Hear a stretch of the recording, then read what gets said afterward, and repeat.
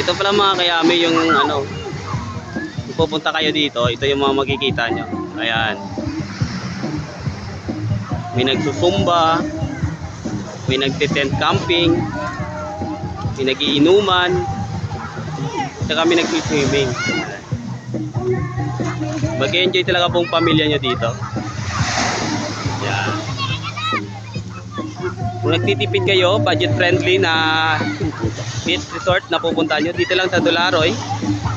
Yan. Ang entrance pala dito guys ay 100 pesos only. Kaya sulit talaga to pag pumunta kayo dito. Sa halagang 100, mag-i-enjoy na ng buong pamilya nyo. Sa mga bata naman ay worth 75 pesos lang pag bata. Pag may mga kasama kayong PWD, tulad kami, may dalawa kaming PP na kasama. Bali may 40% na off pag PWD. At ang cottage naman nila mga kayami ay nagkakahalaga lamang ng 1,000 to 1,500 yung cottage nila dito.